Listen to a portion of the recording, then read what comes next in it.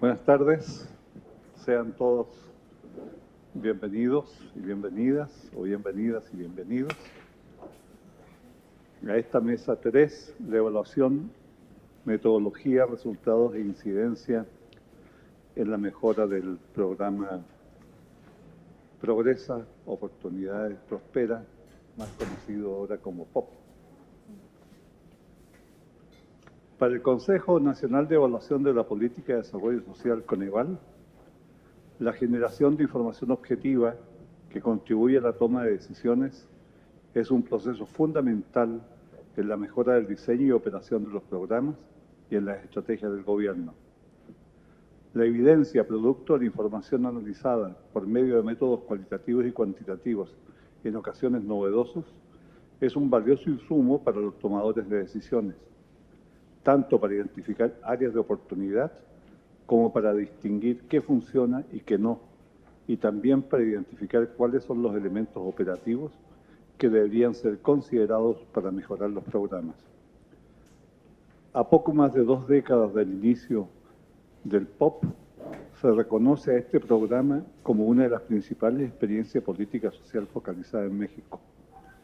Sus éxitos motivaron que el modelo de intervención se replicara en numerosos países, principalmente bajo el auspicio de diversos organismos internacionales. El POP y Bolsa Familia en Brasil fueron los primeros programas de transferencias monetarias condicionadas, PTMC. Actualmente 63 países en distintas regiones del mundo tienen un PTMC. En 2017, el Coneval inició el proyecto denominado El Progreso, Oportunidades, Prospera a 20 años de su creación, el cual ha dado como resultado un conjunto de capítulos en torno a las 4 grandes temáticas que ustedes conocen. Esta mesa tiene por propósito establecer un diálogo sobre cómo la evaluación y sus metodologías ayudarnos a la mejora del POP y cómo podrían ser lecciones aprendidas.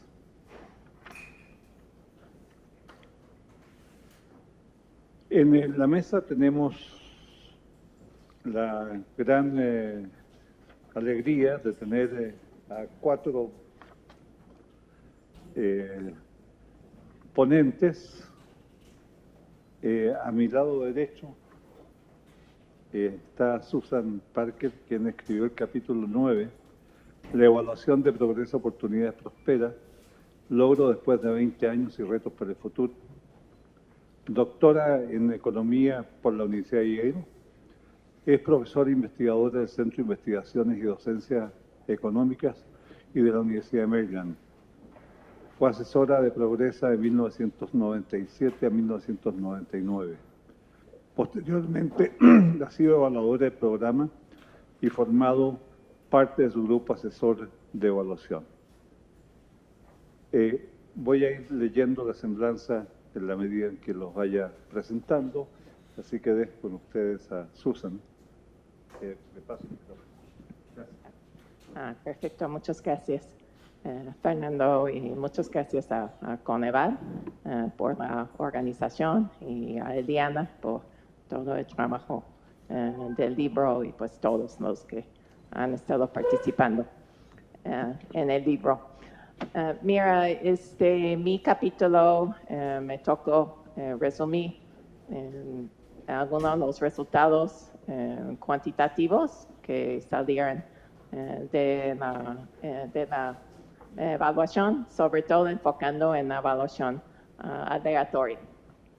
Entonces voy a pasar 2 de los 10 minutos resumiendo un poco los estudios que creo que ya todos los conocemos, porque a mí también me gustaría hablar sobre el futuro y qué hacer dado el contexto actual. Entonces, bueno, mi perspectiva sobre la evaluación, realmente cuando se hace la evaluación aleatoria, ya en 1997 fue bastante pionero, una evaluación aleatoria de un programa social. Eso parece muy común hoy, que se usa evaluaciones aleatorias para evaluar los programas sociales, pero en ese momento fue algo bastante innovativo.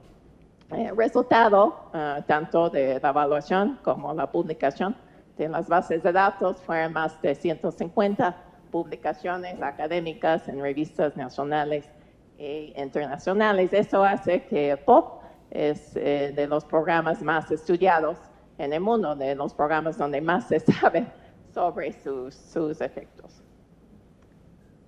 Mira, nada más, no voy a resumir todo lo que se discute en el capítulo, pero un poco, bueno, mi visión de las evaluaciones, el resultado neto, son básicamente las evaluaciones muestran en el corto plazo y mediano plazo reducciones importantes en la pobreza actual, varios estudios que muestran mejoras en el consumo, que se cuenta con una mejor dieta, reducciones en la pobreza también en mediano plazo. Hay mejoras de educación y salud que hemos comentado en la siguiente generación en diversos indicadores de educación y salud.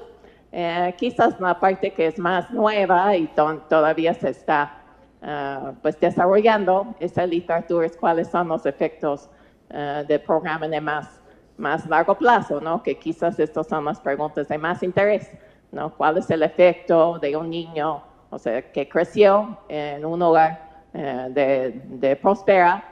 ¿Cuál va a ser el efecto en su vida? ¿Cuál va a ser su efecto en su ingreso?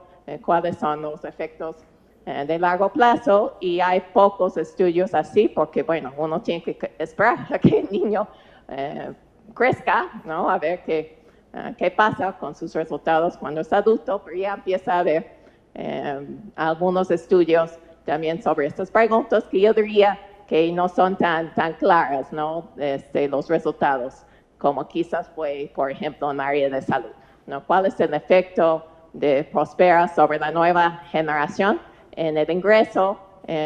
Pues todavía hay estudios que muestran efectos positivos y otros no tan positivos. Eso es un área todavía pues donde se necesita más investigación. Ok, entonces ahora pues voy a pasar a las preguntas, guías que nos enviaron para desarrollar la ponencia. Uno de ellos fue o sea, si las evaluaciones si cumplieron con los propósitos de informar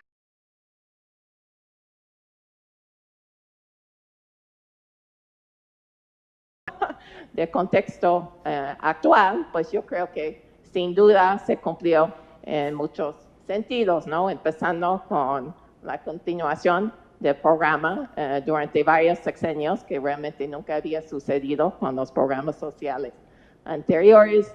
También lo que se vio, como comentó Fernando, que se motivó programas similares de combate a la pobreza nuevas en otros contextos, muchos otros contextos, y también en términos de hacer cambios del propio programa, pues sí ha habido varios que creo que fueron motivados por los estudios de evaluación, como la expansión de las becas a nivel medio superior, como cambios en la manera de focalizar en zonas urbanas, pilotos en el área de nutrición, por ejemplo, sobre el diseño de la fórmula. Entonces yo creo que sí, pues sí, hasta ahorita realmente sí se puede decir que la evaluación tuvo mucho impacto en la política pública en México y afuera. Ok.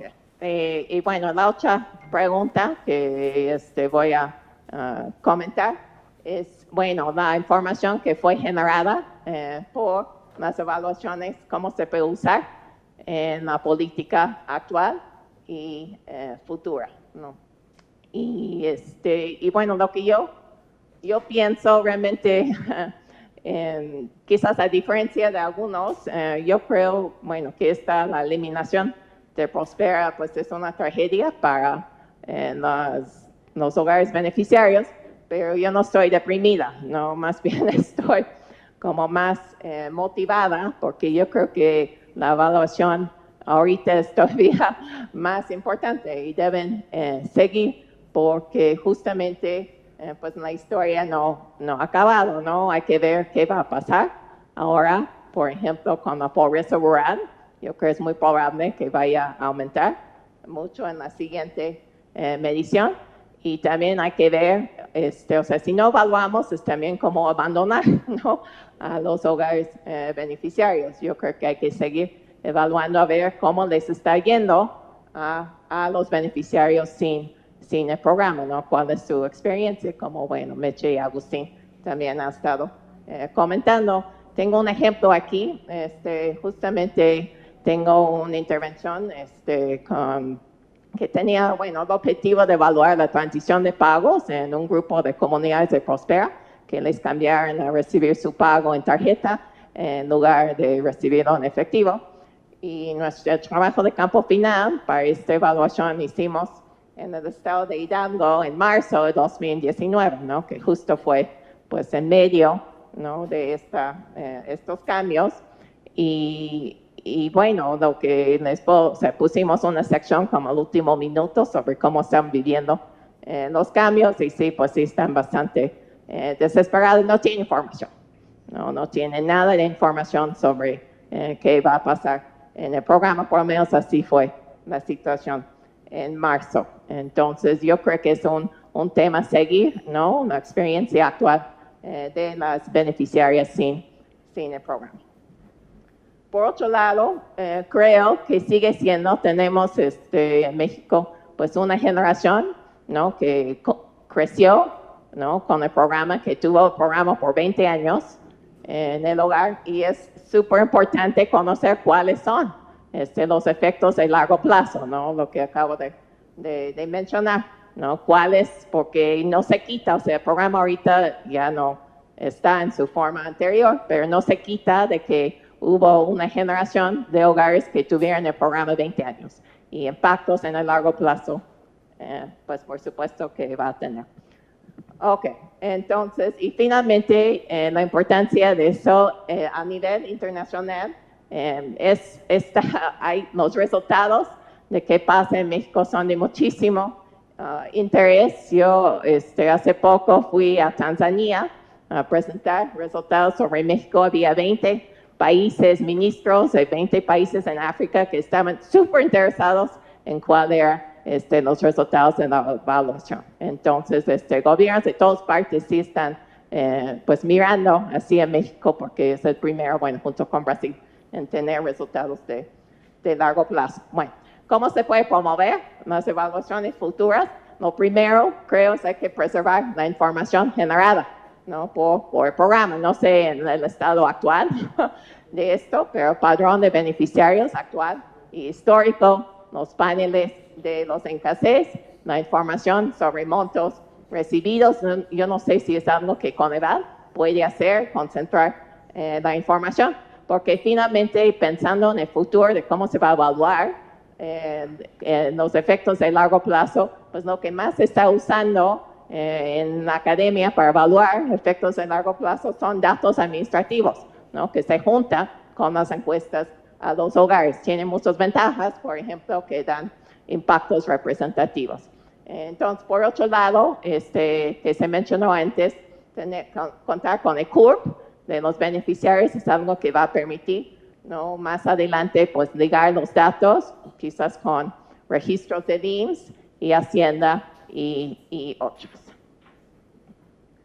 Y finalmente, yo creo que es muy importante, y regresando al tema de cómo le está yendo al programa, cine programa, levantamientos nuevos de seguimiento, cómo les va sin los beneficios. Ese tema que mencionó Rogelio, si se está usando para fines políticos, yo creo que es un tema que hay que seguir investigando. Yo tengo un estudio que justamente está enfocando en los patrones de la focalización en el Estado de México en las elecciones de 2012, justo antes y después, ¿no?, para ver si se detecta algo más generalizado ¿no? En el uso de incorporación de los beneficiarios. Otras fuentes de datos, pues México tiene una pues, mina de información, ¿no? Bases de datos longitudinales que cuenta con información de los beneficiarios, la ENVI, la encuesta de envejecimiento, los censos mexicanos, las estadísticas vitales. Entonces, todo esto se podrían ligar a datos administrativos. Y finalmente, pues yo no sé, igual en México ahorita no hay tanto dinero para evaluación, pero en el mundo, en las fundaciones, organismos internacionales, hay cada vez más interés en la evaluación y cada vez más recursos. Bueno, okay, ya termino. Tenía una cita más, pero ya me controlo, ¿sí? Bueno, eso lo hice ahorita, motivado por lo que dijo Rogelio. Ese dato viene de el piloto en Hidalgo, que cuando fuimos a entrevistar en marzo de 2009. Y esa es una pregunta que pregunta, ¿el personal de Prospera ha pedido alguna de estas cosas condicionando sus beneficios? No, entonces, asistencia a eventos políticos, 4.3%, dinero, 3.8%, voto por algún partido, 3.8%. Entonces, yo creo que, bueno, hay otros estudios, pero eso pensé que era interesante porque, bueno, ese momento. Y la primera, perdón, es faenas o trabajo comunitario. Yeah. Bueno, muchas gracias. Muchas gracias.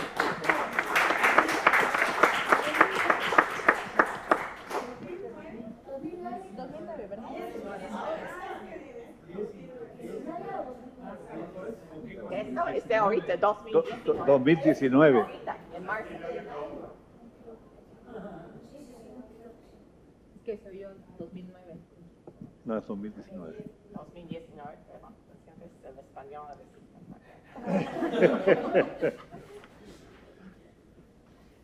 Está bien, porque son 10 años menos. Bueno, toca el turno ahora a Manuel Triano, quien escribió el capítulo 12 de las evaluaciones. ¿Con quién? Con Mercedes. Con Mercedes. Aquí no me lo pusieron. Perdón. De las evaluaciones etnográficas a las evaluaciones cualitativas, avance o retroceso. Manuel es candidato a doctor en Sociología por el Colegio de México. Trabajó en Coneval del 2010 al 2014 y en la Coordinación Nacional del Programa de Desarrollo Humano Oportunidades del 2006 al 2008. Participó en la evaluación cualitativa de oportunidades entre el 2002 y el 2006. Paso el micrófono, queda 10 minutos. Gracias. Muy bien. Bueno, buenas tardes, muchas gracias por la invitación a estar acá, a Mercedes por tener la generosidad de permitirme ser yo quien presentara, y pues al equipo de Coneval y a Ileana por tener este producto ya casi en las manos. Qué bueno que ya lo tengamos casi. Lo que yo quiero platicarles es pues, el trabajo que hicimos Mercedes y yo en este capítulo en el que queríamos reflexionar sobre las evaluaciones cualitativas que se hicieron en estos 20 años al programa Prospera, Oportunidades, Progresa. Lo que ustedes lo saben, no es necesario decirlos, que Mercedes coordinó 10 años de esas evaluaciones, la primera parte con Agustín, y que a mí me tocó participar en varias de ellas como investigador de campo, ¿no? Entonces, estamos reflexionando no como jueces imparciales, sino como jueces y parte, ¿no? Estamos reflexionando sobre nuestro trabajo y sobre el trabajo que se ha hecho en otros momentos en el programa. Y lo que nosotros nos propusimos fue pues, hacer una reflexión rigurosa, con un ojo académico, metodológico, sobre cómo se habían hecho las evaluaciones en estos 20 años y cómo habían o no habían incidido en el programa. Y recurrimos a tres fuentes principales, por decirlo así, para poder lograr este cometido. En primer lugar, por supuesto, recurrimos a nuestra experiencia, ¿no? Porque participamos de manera directa en muchas de estas evaluaciones. En segundo lugar, realizamos entrevistas hicimos 9 entrevistas semiestructuradas con varios actores involucrados a lo largo de la historia del programa, que tuvieron que ver directamente con la toma de decisiones de los hallazgos de las evaluaciones y en particular con los cualitativos. Y finalmente, pues recurrimos a los documentos, a los informes de evaluación, y nos revisamos con lupa todo lo que estaba disponible en la página oficial del programa, desde el inicio hasta ahora, empezando desde las primeritas evaluaciones hasta lo más reciente que estaba disponible. Y esos fueron los 3 fuentes que utilizamos. Y nos preguntamos varias cosas, había como varios ejes que queríamos tener como para poder comparar a lo largo de la revisión de estas evaluaciones y con lo que platicamos con otros funcionarios y con nuestra reflexión de nuestra propia experiencia. Queremos preguntarle a estas cosas, en primer lugar, pues, ¿qué enfoque utilizan? ¿Cómo entienden lo cualitativo? ¿Qué es lo que estamos haciendo cuando decimos es una evaluación cualitativa? Y de la mano con eso, ¿cómo se hace lo cualitativo? ¿Cómo se hizo lo cualitativo en estas evaluaciones? ¿Cuál fue la estrategia metodológica que se utilizó y cuáles fueron las técnicas de análisis que utilizaron? Y hubo 2 elementos que pensamos que podían ser muy importantes para hacer esta comparación, metodológicos fundamentales, y es pues preguntarnos cómo se seleccionan los casos, las personas, los hogares con los que hablaban las personas, cómo construían sus muestras, estos informes, y en segundo lugar, pues cómo construían grupos de comparación, cómo construían grupos que fueran comparables y que permitieran hacer inferencias válidas, ¿no? Entonces, estos fueron 2 ejes en la segunda parte de la estrategia metodológica que estuvimos revisando, que utilizamos como punto de referencia.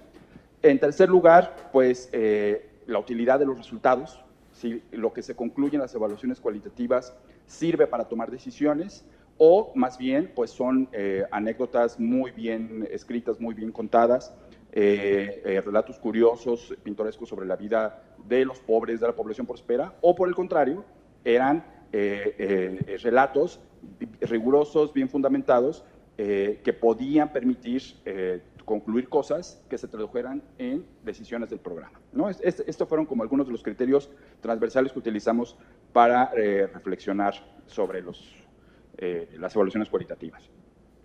Y bueno, digamos, para decirlo muy breve y rápidamente, lo que encontramos es que, si lo tuviera que resumir muy brevemente, casi en un tweet, diría que nuestro hallazgo es que, aunque hay muchas evaluaciones cualitativas, lo cualitativo no es esencialmente semejante. Hay una gran diversidad en lo que entendemos por lo cualitativo.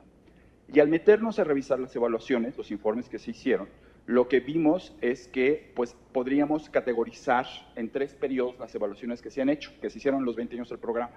Podríamos decir que hubo un primer periodo de aproximadamente de 10 años, en el que las evaluaciones tenían lo que llamamos en el capítulo un enfoque etnográfico.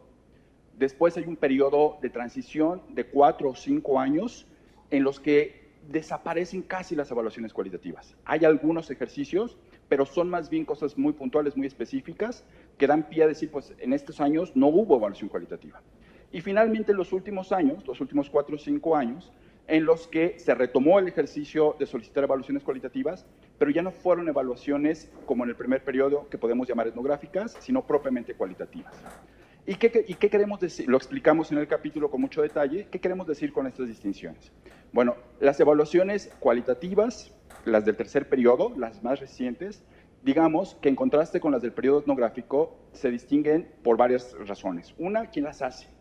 El primer periodo de evaluaciones etnográficas fue coordinado fundamentalmente por CIESAS y estaba hecho pues, por un grupo de antropólogos de formación etnográfica que se aproximaban con este punto de vista a los estudios. En la tercera fase, la de las evaluaciones cualitativas, por el contrario, ya no fueron hechos solamente por investigadores con esta formación, sino por consultores con una formación muy diversa entre sí. Algunas de esas evaluaciones, paradójicamente, están coordinadas por economistas o por gente con formación cuantitativa, ¿no?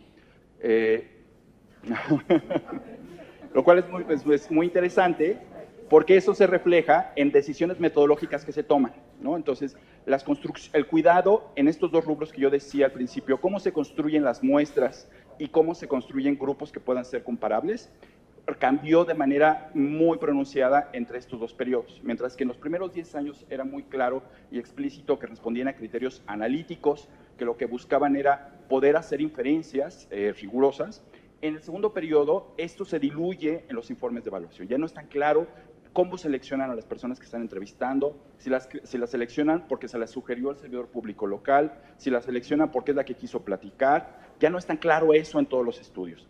Tampoco es tan claro con quién están comparando.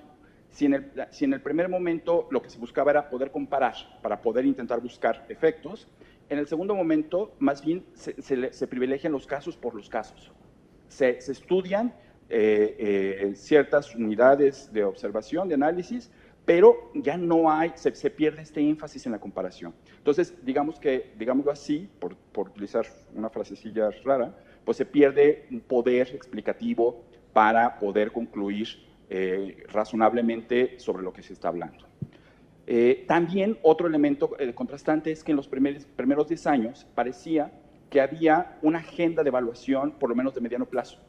Era claro que en los primeros años se tenían grandes preguntas para los que se necesitaban construir respuestas. Y esto implicaba hacer evaluaciones pues, que no fueran cosas chiquitas, puntuales y muy dirigidas a algo en particular. Eso se pierde en los últimos años. En los últimos años, más bien se busca responder a cosas muy particulares, muy puntuales, para las que se contrata un consultor que responde específicamente a eso, ¿no? Entonces, ya no hay grandes preguntas sobre el programa y, bueno, no es que ya no hubiéramos tenido grandes preguntas sobre la pobreza, sobre la población prospera, pero se pierde esta visión, ¿no? Y hay varias razones para estos cambios. No ocurrió de una manera inexplicable, en el texto les platicamos varias, pero pues hay hay varios elementos que son importantes, ¿no? Los procedimientos de contratación, el interés de quienes quieren hacer las evaluaciones, una crítica que se puede hacer a quienes enfatizamos el perfil antropológico es que pues son muy pocas personas con perfil antropológico y formación rigurosa que están interesadas en entrarle a esto, ¿no? Hay muchas objeciones de personas con esta formación a hacer evaluaciones.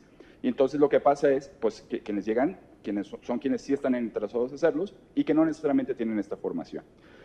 También en los contratos hubo observaciones de Coneval, de los bancos, de la Auditoría Superior de la Federación, para señalar que no podían hacerse contratos solo con el instituto o solo con el CIESAS, ¿no? Que había que crear un mercado de evaluación.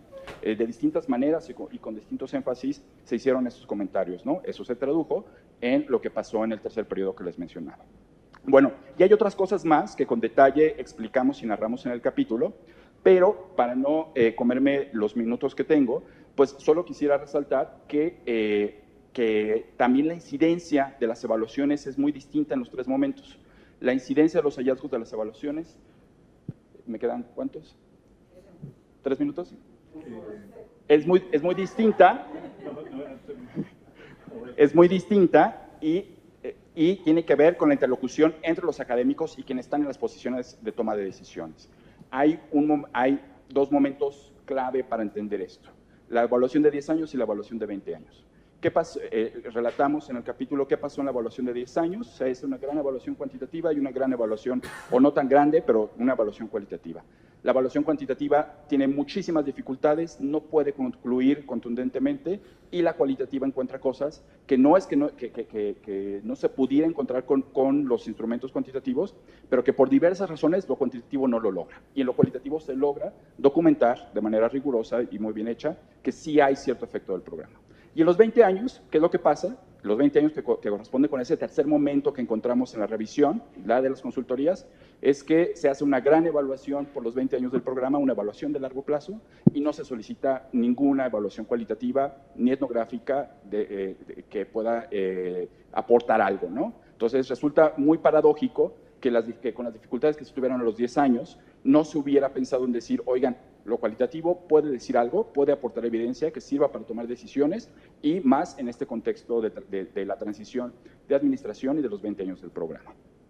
Y brevísimo para cerrarlo, es pues lo cualitativo, las evaluaciones, las investigaciones cualitativas o con énfasis etnográfica me parece que son súper pertinentes en este momento, y hay muchas preguntas que hay que hacernos y que hay que salir a ver qué está pasando, ¿no? O sea, con los cambios en la administración pública, tendríamos recientes en la administración pública, tendremos una suerte de cuasi experimento natural enfrente. ¿Qué pasa con las becas diferenciadas por sexo? ¿Qué pasa con el efecto en población indígena y no indígena? ¿Qué pasa cuando homogenizas el monto en todos los años? ¿Qué pasa con este hueco que se está generando en el ámbito de salud? Desaparece Prospera, se transita las becas Benito Juárez, pero ¿qué pasó con desarrollo infantil temprano? ¿Qué pasó con LESIAN? ¿No? Entonces, ahí se quitó de un día para otro un montón de cosas que nos permitirían ver y poder, con la discusión, construir respuestas a algunas preguntas importantísimas sobre política pública y política de desarrollo social, ¿no? Muchas gracias.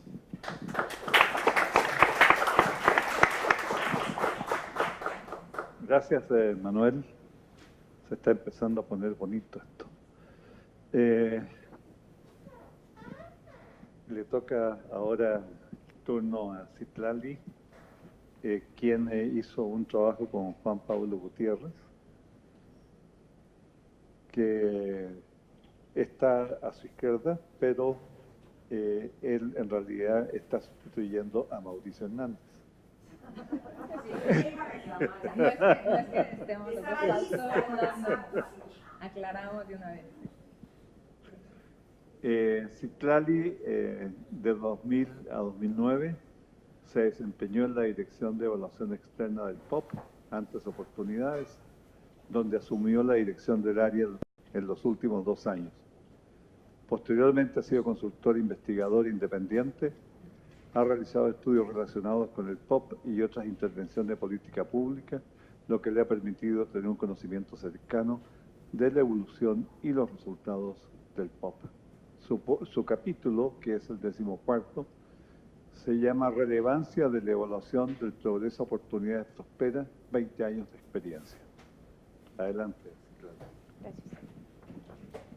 Bueno, muchas gracias también al Coneval, a Ileana, por invitarnos a este evento, o a este velorio, como le han dicho. En realidad estamos pues sí, complacidos de estar aquí con ustedes, y lo que quisimos hacer nosotros en nuestro muy característico optimismo de Juan Pablo y mío es más bien como tratamos de ver cuál podría ser la herencia que está dejando el difunto para que pues esto pudiera tener hasta cierto punto una buena receptividad por parte de los nuevos funcionarios del actual gobierno, ¿no? Yo creo que nadie cuando le hablan y le dicen que tienen una herencia, pues la va a rechazar. Entonces, en ese sentido es que estamos digo, cuando te dejan deudas es otra cosa, pero si te dicen, te vamos a dejar una herencia, ¿no?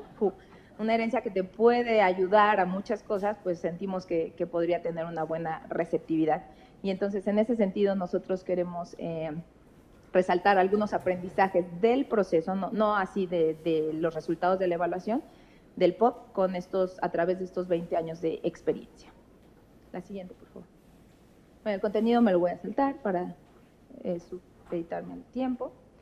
Bueno, nosotros sé que varios de estos mensajes ya se han estado diciendo, y además en el gremio en el que ahorita estamos presentando, pues sé que finalmente no es que tenga que convencerlos de algunos de estos mensajes, entonces voy a tratar de irme a lo mejor ya más rápido en cosas que incluso ya se han dicho, pero igual si no algo no quedara claro, ahí sí en la sesión de preguntas estaríamos dispuestos a ahondar en la explicación de por qué decimos este tipo de cosas.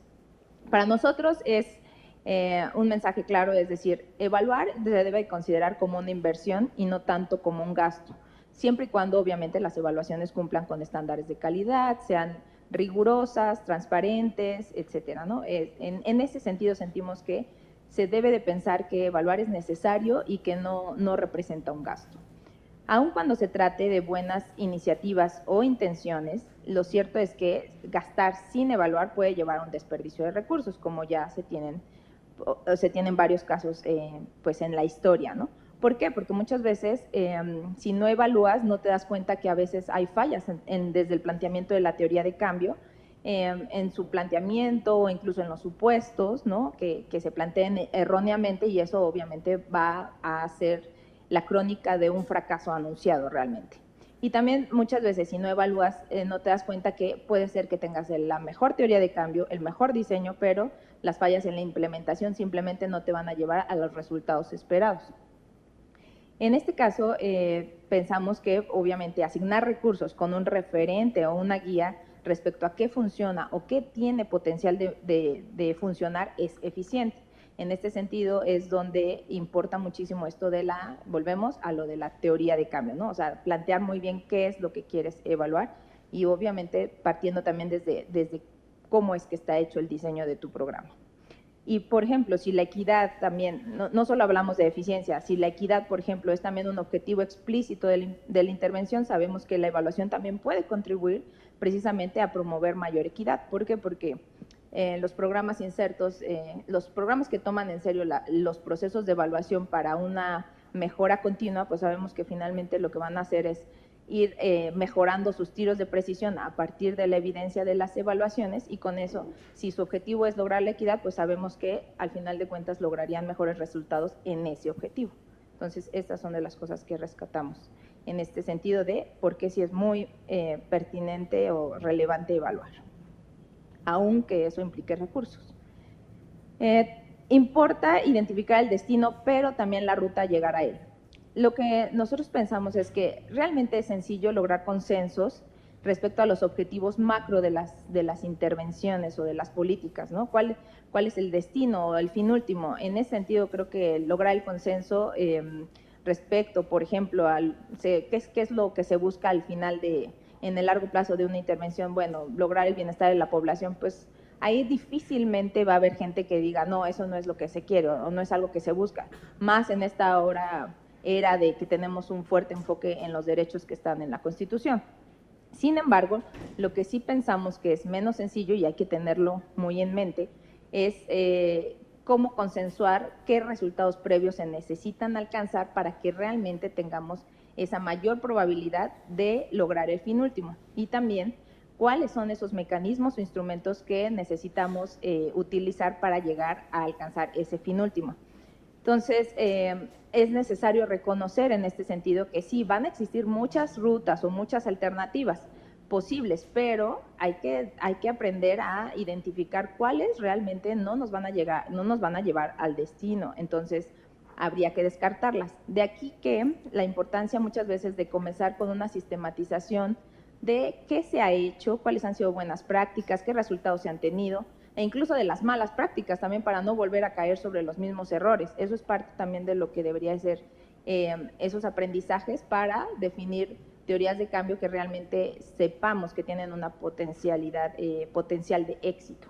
Y de ahí, bueno, es el siguiente punto precisamente de que el éxito de una intervención se construye a partir de la definición de la teoría de cambio, que creo que todo el mundo sabe, ¿no?, en qué consiste la teoría de cambio. A mano izquierda está más o menos el esquema, pues, de que realmente lo que dice es, a partir de tus recursos y tus actividades, qué apoyos o qué bienes y servicios piensas que se tienen que dar a la población para lograr qué resultados en el corto, mediano plazo, impactos intermedios que se pensaría que tienes que alcanzar a partir de ello, y cuáles piensas que también en el largo plazo se podrían lograr, ¿no?, los impactos finales. Si no se tiene esta hoja de ruta, la verdad es que es bien fácil perdernos y confundir el destino o reemplazarlo o decir que tuvimos éxito cuando realmente, pues, un éxito sobre qué, si realmente no tenías bien claro hacia dónde querías llegar. La teoría de cambio también lo cierto es que te ayuda, y ya casado a esta lógica de matriz de indicadores, es pues que te ayuda a plantear con qué indicadores vas a medir los avances y los resultados. Y con este tablero de control, pues es muy importante el contarlo, el alimentarlo con información útil y pertinente para que finalmente esto te permita también identificar dónde se presentan focos rojos y que te ayuden también a instrumentar acciones de mejora o de calibramiento de tu intervención oportunamente, ¿no? Y no ya hasta que se acabó el programa y te das cuenta que finalmente no era por ahí. La siguiente. Bueno, la evaluación no solo como un fin, sino como un medio. Lo que pensamos es que la evaluación per se, todos sabemos, es importante para anunciar su uso instrumental, de decir qué resultados están teniendo las intervenciones, pero más allá de eso, que sí es muy importante, También pensamos que otra cosa igualmente importante que representa todo un reto es cómo traducir ya esos resultados y recomendaciones en acciones concretas de mejora. Ahí es donde realmente muchas veces el mismo programa Prospera Oportunidades se tuvo bastantes retos y limitantes, ¿no? Existe, por ejemplo, conflicto, también hay que reconocer que existe ese conflicto entre pues, los tiempos técnicos y los tiempos políticos, ¿no? Muchas veces esta urgencia por mostrar resultados pues merma muchas veces que se puedan desarrollar ejercicios de evaluación realmente bien planeados, que se respeten los tiempos, muchas veces, por ejemplo, de los proyectos piloto, ¿no? Porque muchas veces están diseñados a 2 años, pero resulta que la prisa por tener resultados te dice que lo tienes que hacer ya en 1 año y pues bueno, en eso ya estás afectando realmente que se logre todo el proceso del proyecto de evaluación y pues por ende que los resultados realmente a veces llegan a ser incipientes y no lo que tú pensabas, pero es por justo este conflicto y más en el ciclo de la cuestión presupuestaria, eso es realmente una camisa de fuerza, ¿no? Y el impedimento de él muchas veces impulsar proyectos multianuales, por ejemplo, o el hecho de que ya impulsado un proyecto muchas veces es bien difícil calibrarlos y ves que resulta que hay cosas que necesitas adecuar, ¿no? Con base en la realidad. ¿Qué factores relevantes identificamos? Esto a partir de los estudios de caso que documentamos en nuestro capítulo y que también no solo retoman lo que fue la experiencia de Juan Pablo y mía, sino también lo que nos dijeron en varias entrevistas, tanto gente que trabajó desde gestionar evaluaciones, gente que trabajó haciendo evaluaciones y funcionarios también que les tocó justo discutir los resultados de las evaluaciones y ver cómo traducirlos en acciones. Entonces, a partir de toda esta investigación de gabinete, de campo y obviamente nuestras propias percepciones, lo que identificamos como factores relevantes fueron para que realmente haya más, se logre esta traducción de la evidencia en decisiones de política pública. Una, sin duda, y que fue como un denominador en todos los casos, es un compromiso político de alto nivel, incluso en materia presupuestaria. O sea, no es solo basta con la intención y decir sí lo quiero hacer, sino muchas veces sí requiere ajustes de presupuesto, que además hay que cabildearlos con Hacienda, hay que tener ese fuerte compromiso y tiempo para estarlo haciendo, entonces eso implica mucho tiempo, ¿no? Pero si tienes el compromiso, sentimos que eso ha hecho que muchas cosas avanzaran dentro de Prospera, como el componente nutricional, los avances en el componente nutricional.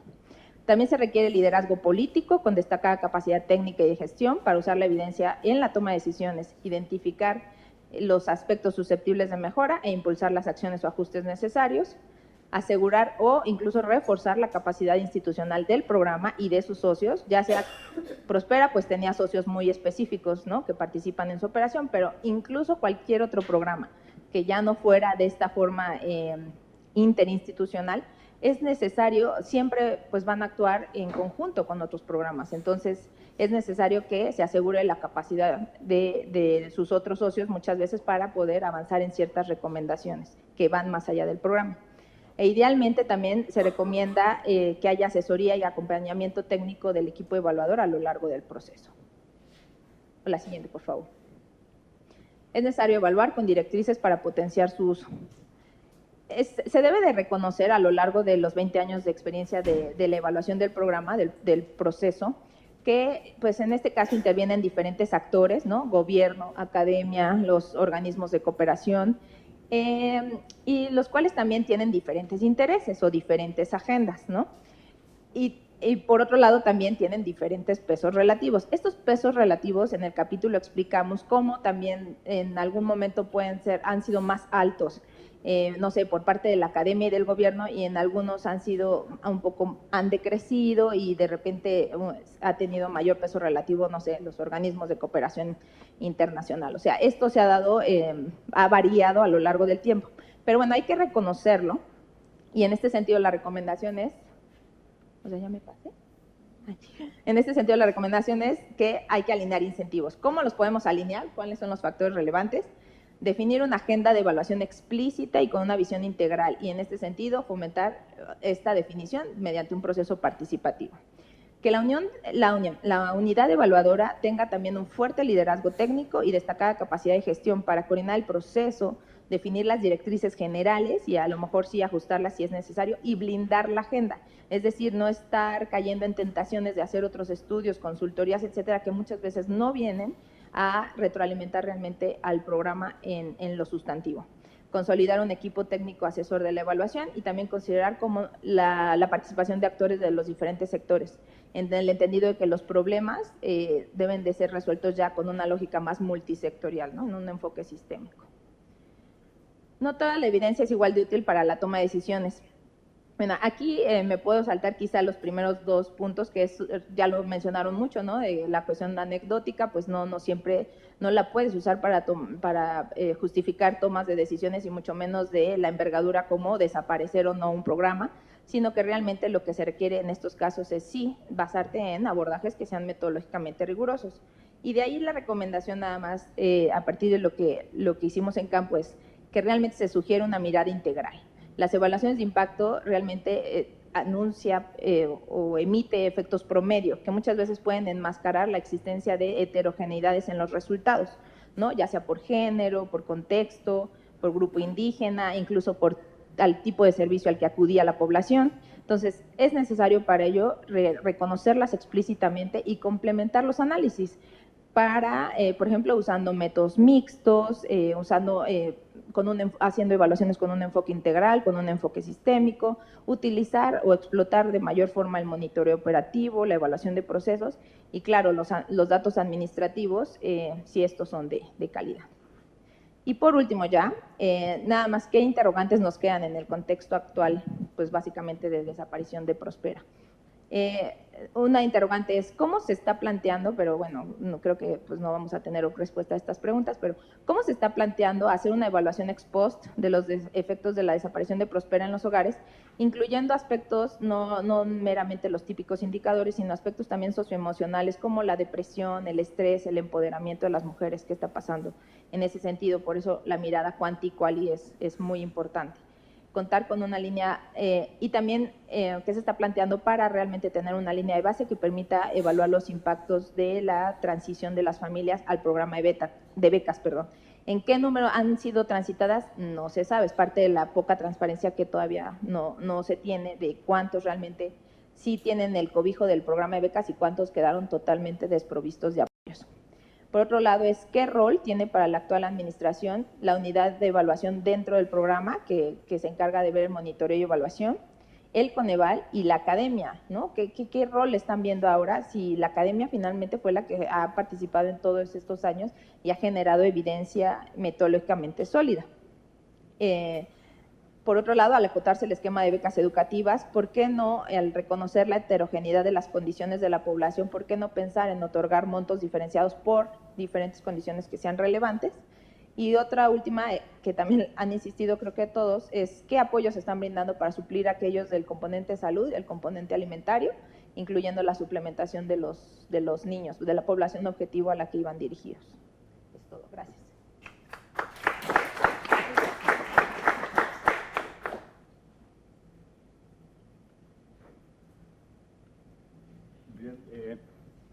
Pasamos ahora a la última presentación de esta mesa, a cargo de Juan Pablo Gutiérrez, en representación de Mauricio Hernández.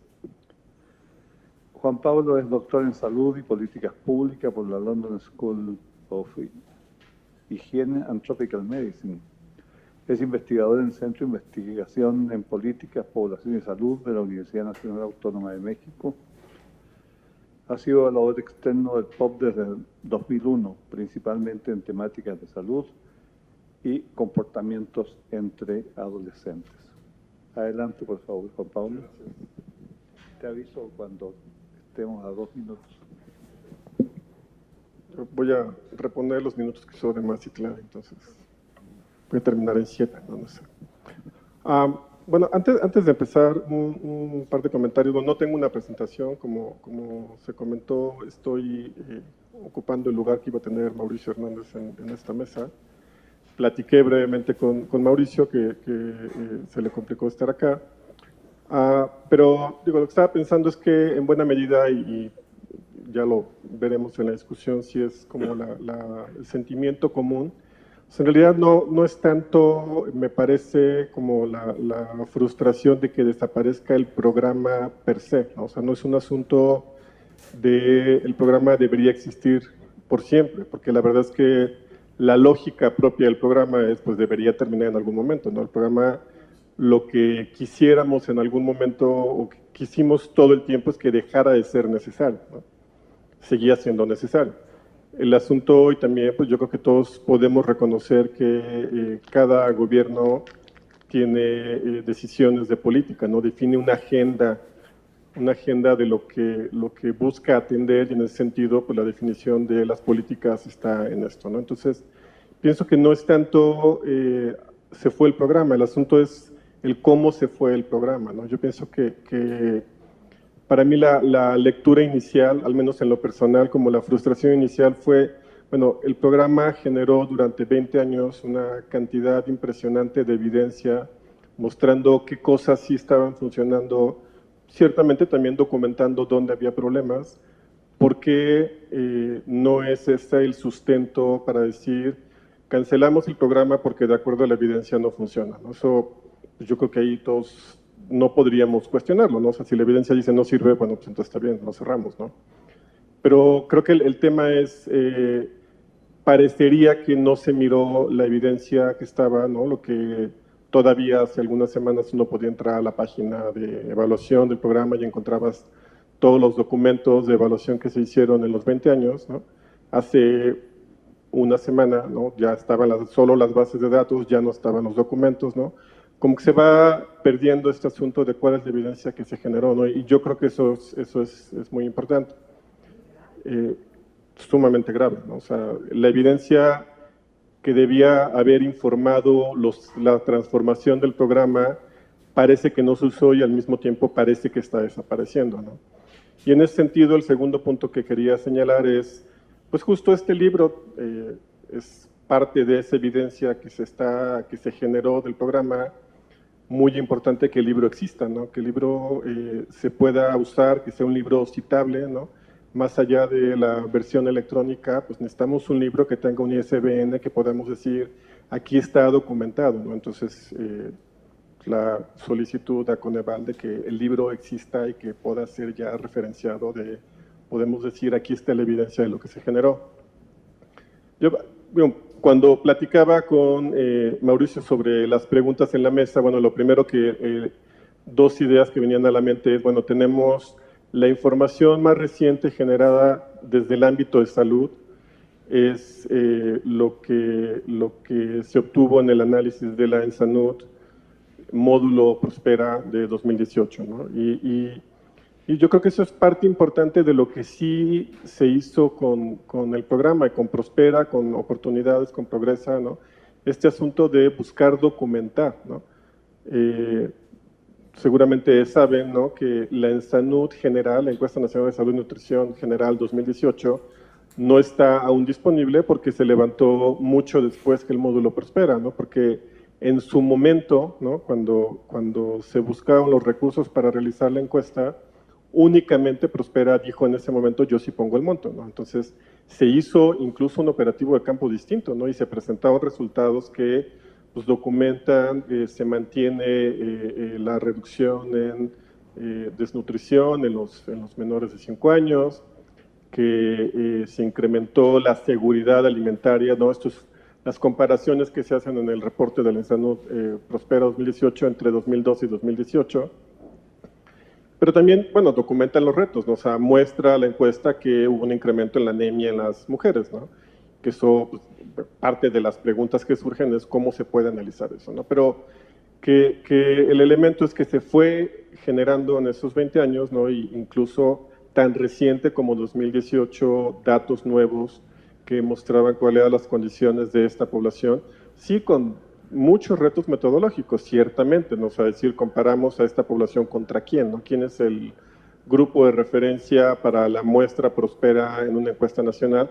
No es tan sencillo, pero pues eso siempre, la discusión metodológica puede dar lugar a distintas formas de verlo, pero los datos están, ¿no? Entonces, el esfuerzo se fue realizando. El segundo tema que hablábamos, que toca más este tema de las preguntas que se planteaban, ¿no? La primera pregunta para esta mesa sobre el asunto de la agenda y su incidencia, lo primero que nos vino a la mente fue el tema de la calidad de los servicios, ¿no? Que si pensamos del lado donde hubo retos importantes, donde los procesos de evaluación del programa no lograron incidir, probablemente el más claro es justo la calidad de los servicios, ¿no? Las primeras evaluaciones mostraron tenemos un problema en la calidad de los servicios, ¿no? Sí, el programa, y pues ya se dijo bastante, resultó bastante efectivo para asegurarse que la gente llegara a los servicios. Ya se mencionaba, bueno, los servicios no aprovecharon eso para fortalecer lo que estaban haciendo, ¿no? Y entonces, primeras evaluaciones lo mostraron, las evaluaciones que hicieron en el ámbito rural volvieron a documentar retos importantes en la calidad estructural de los servicios, digo, y lo tengo más claro en el ámbito de salud, porque es el que he estado trabajando, y lo recordaba también porque la semana pasada tuvimos un evento en la UNAM donde la subsecretaria de Salud presentaba los resultados de un censo reciente que han hecho con los servicios de salud de los 8 estados del sur-sureste, y básicamente, digo, además de mostrar lo crítico que está en términos de los problemas estructurales, ¿no? Lo más grave es que si uno piensa en los datos que teníamos de 2003, 2007 y estos datos de 2019, pues siguen siendo los mismos retos, ¿no? O sea, nos siguen platicando de servicios de salud que no tienen luz, que no tienen agua, que no tienen los médicos estetoscopios, ¿no? Entonces, ese fue un tema en el cual probablemente, bueno, no probablemente, no se logró incidir en buena medida, me parece, porque lo que también ya se comentaba en la mañana, la coordinación nacional del programa, pues realmente nunca tuvo capacidad de decisión sobre lo que hacían los sectores, ¿no? O sea, salud participaba, educación participaba, pero decirle a salud, oye, pues si vas a darle atención a mi población, necesitas tener esos estándares mínimos de calidad, ¿no? Eso no se logró. Ya, bueno, uno podría hablar también de lo que sí sabemos de incidencia positiva. Sí sabemos que la evaluación permitió modificar, por ejemplo, ¿no? Yo pienso el ejemplo más usado es el de los suplementos, ¿no? El asegurar que los suplementos, el hierro que tenían los suplementos sirviera realmente para disminuir anemia, ¿no? Que los primeros suplementos tenían un hierro que no era fácilmente absorbible, ¿no? Y se modificó. Resultado de la evaluación, Susan ya hablaba de otros distintos resultados positivos que la evaluación permitió hacer modificaciones. Se hablaba hace un rato también de lo de desarrollo infantil temprano, que bueno, no se puede decir que se logró un éxito en el tema, pero sí las evaluaciones mostraron la importancia de que el programa tuviera un enfoque explícito y que entonces el programa trabajó explícitamente en cómo potenciar el tema del desarrollo infantil. ¿Cómo se logró, me parece, este asunto de dónde sí se logró incidir, dónde se pudo documentar que había retos? En buena medida, y también ya se dijo, porque había una agenda de evaluación explícita, ¿no? O sea, había claridad sobre cuáles eran las preguntas, y esta claridad en las preguntas también tenía que ver porque existía una teoría de cambio del programa que sabías a dónde quieres llegar, ¿no? Y en ese sentido, la teoría de cambio pues alimenta la agenda de evaluación. Coincido completamente que esta agenda de evaluación explícita, con seguimiento, sistemática, bueno, ya lo decía Citlali, pues también se fue perdiendo, y bueno, y lo decía Manuel, se fue diluyendo en el tiempo el énfasis en mantener esta agenda de evaluación. Probablemente, digo, como pasa, 30 segundos, bueno, ok. Pasa que el programa pues también fue, gracias, en ese sentido, víctima de su propio éxito, ¿no? En el sentido que las preguntas iniciales, ¿no? No necesariamente funciona o no funciona, ¿no? Porque, digo, probablemente cuando el grupo que diseñó el programa planteó la evaluación de impacto experimental inicial, no es porque tuvieran dudas de que la intervención funcionaba, ¿no? Era un asunto también de legitimar la intervención y mostrar los resultados de la misma, ¿no? Pero estas preguntas iniciales, estos temas de la capacidad de la intervención para modificar la realidad, pues en el tiempo se van diluyendo porque en principio pensamos que ya sabemos la respuesta, ¿no? En ese sentido, la capacidad técnica al interior del programa, al interior del área de evaluación del programa, pues se fue perdiendo y entonces se volvió más un asunto de gestión burocrática de procesos evaluativos sin tener realmente preguntas nuevas, preguntas desarrolladas en una agenda completa como sí se tuvo en los años previos, ¿no? Entonces ahí me parece que la pérdida de la agenda pues es un tema central. Dado que tengo muy poco tiempo ya, digo, solo entrar en la pregunta final, esto de cómo se puede usar pensando hacia adelante, pues digo, un punto es justo, ya lo mencionaba Susan, este asunto de cómo conservar esta información, esta evidencia, ¿no? Cómo favorecer que siga existiendo lo que ya se documentó y, como digo, una parte importante es justamente este libro. Me parece que algo que aprendimos también durante la evaluación, en el proceso de evaluación del programa, pues fue la importancia de este diálogo entre la mirada cualitativa, cuantitativa. En nuestros estudios, digo, probablemente nunca logramos realmente estudios mixtos en completo, ¿no? Pero al menos sí creo que desde el lado de quien estábamos diciendo algunas de las cosas cuanti, bueno, pues toda la parte quali nos abrió mucho el panorama, probablemente en mirar incluso las heterogeneidades que de pronto no aparecían tan obvias en la parte cuantitativa, ¿no? Pero me parece que al final, y lo decía Citla en la presentación, el punto es que las evaluaciones no son porque queremos encontrar cuál es la respuesta óptima al problema público que tenemos enfrente.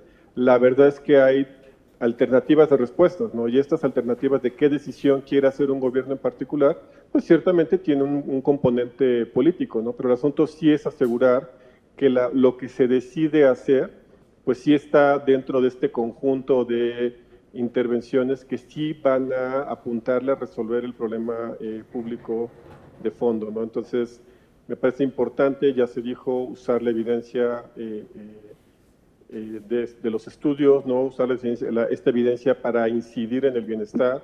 Están estos documentos de 20 años que también, bueno, ya urge que sean más conocidos ampliamente, ¿no? Porque también muestran cuáles son estos resultados, ¿no? Y ya solo terminar diciendo, bueno, durante la semana de la evaluación y mucho Coneval utilizó el hashtag de evaluar sirve, ¿no? El punto es que sirve si se quiere usar, entonces puede servir dado que se decida utilizar la evidencia. Y me parece que eso no es automático, ¿no? O sea, requiere voluntad para que ocurra. Gracias.